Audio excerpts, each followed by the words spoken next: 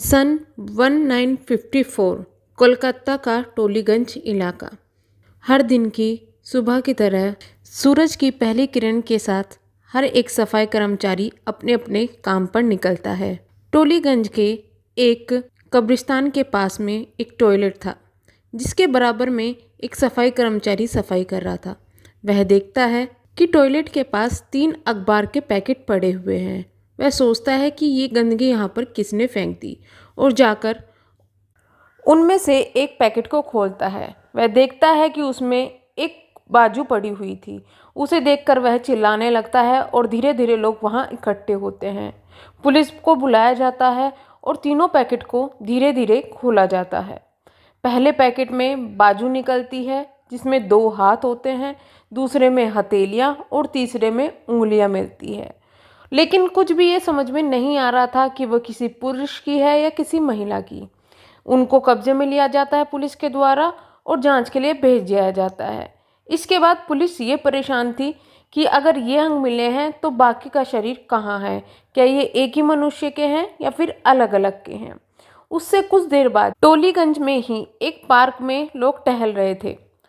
एक व्यक्ति की नज़र पड़ती है एक पेड़ के नीचे पड़े हुए कुछ पैकेट्स में, जो कि सेम उसी न्यूज़पेपर से के अंदर बने हुए थे और बंधे हुए थे। वह जाता है और उन पैकेट को खोल के देखता है। जब वह देखता है तो वह भी चिल्लाने लगता है और लोग वहाँ पर इकट्ठा हो जाते हैं। पुलिस को फिर बुलाया जाता है। जैसे कि सुबह के टाइम में कुछ अंग मिले थे, उसी तरीके से इस तरीके से यहाँ पर भी कुछ अंग मिले।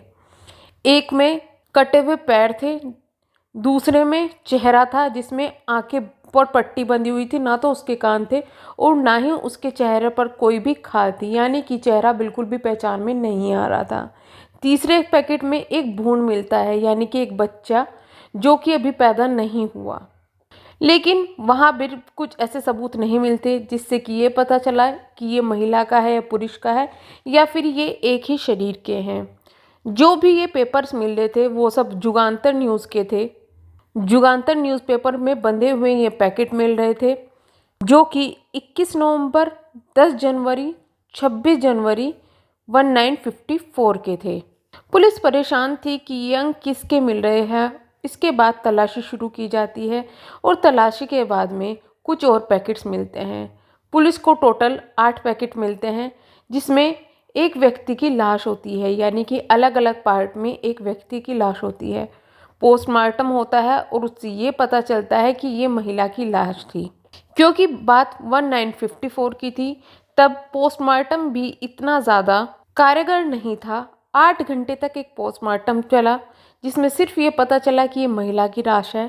किसकी लाश है, कहाँ से मिली है, कुछ भी इन चीज़ों का पता नहीं लगाया जाता था। पुलिस परेशान थी, कुछ भी सबूत नहीं मिल रहा था। धीरे धीरे टाइम गुजरता गया। उसके बाद केस को सबसे बड़े सीबीआई ऑफिसर सत्येंद्र नाथ घोष को दे दिया जाता है। सत्येंद्र नाथ घोष उस वक्त के सबसे फेमस सीबीआई ऑफिसर थे, जो कि माने जाते थे अपनी दिमाग से। वह इस केस में जुट जाते हैं, परेशान होते हैं। टेक्नोलॉजी इतनी नहीं थी कि कुछ भी टेक्नोलॉजी के द्वारा पता लगाया जाए। सत्येंद्र नाथ जी ने सोचा कि क्यों ना जो चेहरा हमें दिखा है उसकी एक तस्वीर बनाई जाए। अब तस्वीर बनाना भी बहुत ज़्यादा मुश्किल था, तो वे जाते हैं डॉक्टर मुरारी के पास, जो कि एक सर्जन होते हैं, जो कि प्लास्टिक सर्जरी करते हैं। वह उनके पास जाते हैं और कहते हैं कि मुझे एक चेहरा मिला हुआ है जिसके ऊपर खाल नहीं है, तो क्या आप इसको तस्वीर दे सकते हैं। वह कहते हैं कि देना मुश्किल है, लेकिन कुछ हद तक मैं कोशिश करने के बाद में इसका चेहरा बना सकता हूँ।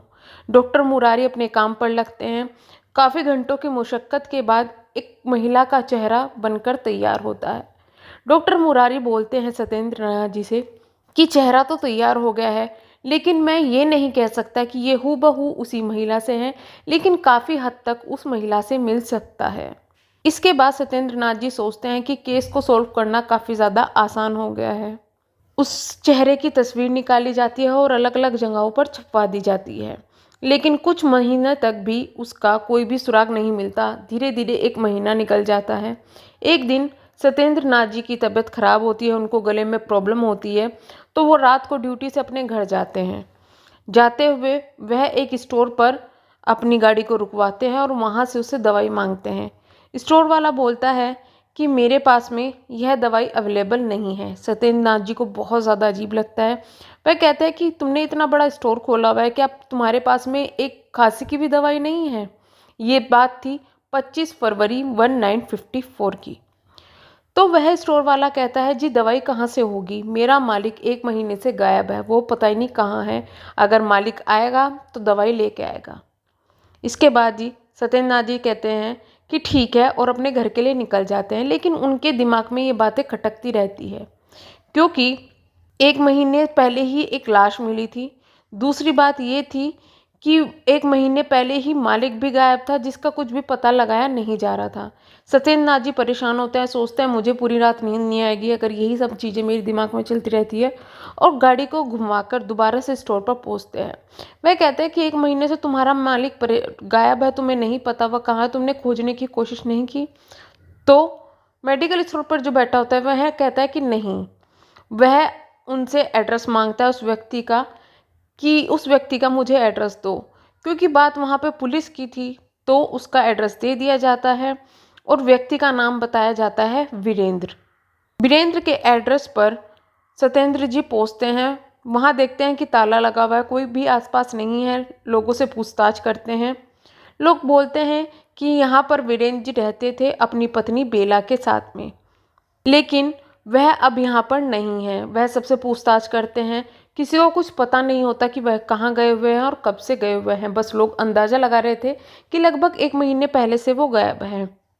एक महिला आती है, वह बताती है कि 30 जनवरी को जो है वह अपनी पत्नी को लेकर, बेला को लेकर यहाँ से गया था और उसके बाद नहीं आया। पुलिस पूछती है कि तुम्हें इतनी श्योरिटी कैसे है कि 30 जनवरी? वह कहता है कि उसकी पत्नी गर्भवती थी 9 महीने की और उसको बच्चा होने वाला था, तो वह अपने बड़े बेटे को मेरे पास में छोड़कर और उसको, अपनी पत्नी को एडमिट कराने के लिए लेके गया था। फिर 2 दिन बाद यानी कि 30 जनवरी को आया और अपने बच्चे को लेकर चला गया। वह उससे पूछताछ करती है, इधर उधर पूछताछ होती है। इसको मामला थोड़ा समझ में आता है कि प्रेग्नेंट थी और एक भ्रूण भी मिलता है, पत्नी थी, लेकिन फिर भी पुलिस को शक होता है। वह पूछताछ करती है तो पता चलता है कि उसकी दूसरी बीवी यानी कि वीरेंद्र की दूसरी बीवी का घर भी वहीं कहीं आसपास था।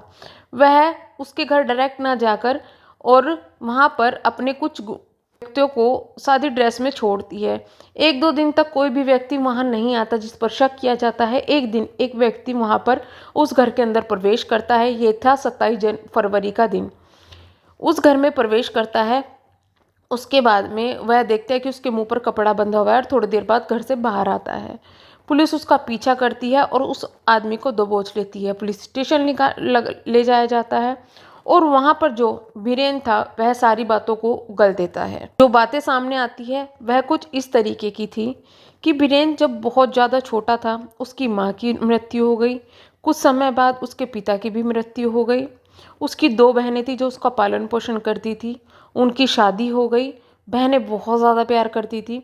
वह अपने चचेरे भाई के साथ में और चाचा के साथ में रहता था। पढ़ाई में उसका ध्यान नहीं लगता था, कभी वह बहनों के पास में कभी चाचा के पास में रहता था। तो उसका चचेरे भाई द्वारा एक मेडिकल स्टोर खुलवा दिया जाता है सारे काम कंप्लीट करने के बाद में, जिससे कि वह मेडिकल स्टोर पर अपना काम कर सके। लेकिन 24 साल के वीरेंद्र का अफेयर चल जाता है उसी की चचेरे भाई की बेटी से, जिसकी उम्र होती है 21 साल और नाम होता है कमला। दोनों को अफेयर चल जाता है। वैसे तो रिश्ते में वह उसका चाचा लगता है। सभी उसके घर वाले इस चीज़ को मना करते हैं, लेकिन वह कमला को लेकर वहाँ से भाग जाता है और नई ज़िंदगी शुरू करता है। कमला का नाम बेला बदलकर नई ज़िंदगी शुरू करता है। उससे फॉर्मेलिटी से शादी करता है, किसी भी लीगल तरीके से शादी नहीं करता। बहनें इस रिश्ते को नहीं मानती। उसका एक बेटा होता है, टाइम निकलता रहता है और वह अपने काम पर, सब कुछ उसका काम इसी तरीके से चलता रहता है। बहन से आना जाना जो इनका है वीरेंद्र का, वो शुरू हो गया था।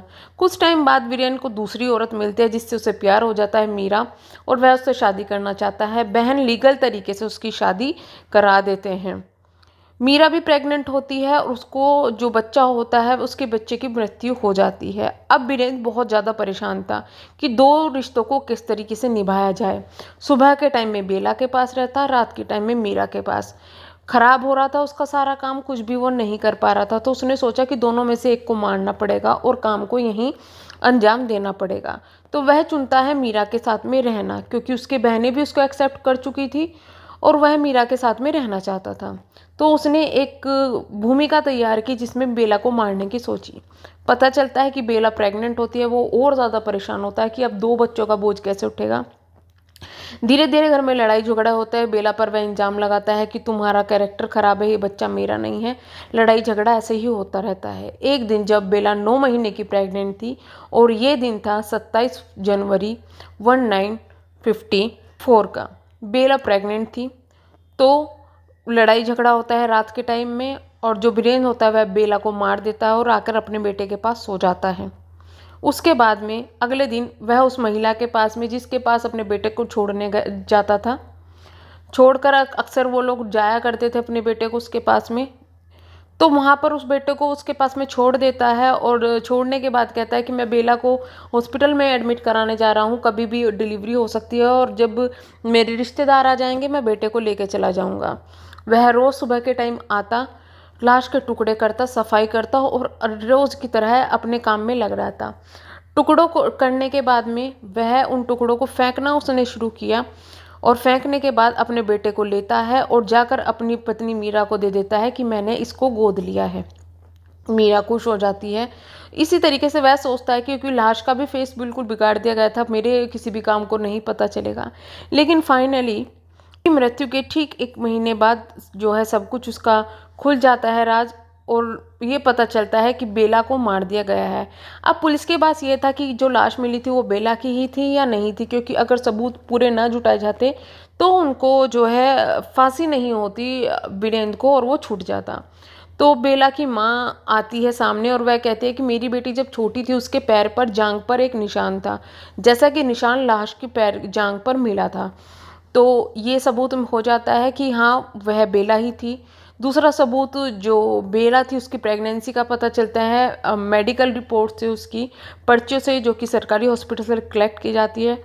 और फाइनली 1955 में उसको मौत की सज़ा दे दी जाती है। वह जगह जगह पर वीरेंद्र जो है अलग अलग कोर्ट में अपनी याचिका दायर कर जाती है, लेकिन मामला इतना संगीन था, इतना ज़्यादा फेमस हो चुका था और इस तरीके का 1954 में पहला ऐसा मामला सामने आया था। तो मामले को मद्देनज़र रखते हुए जो वीरेंद्र है उसको सजाए मौत दी जाती है और फाइनली 28 जनवरी 1956 में वीरेंद्र को फांसी की सज़ा दे दी जाती है।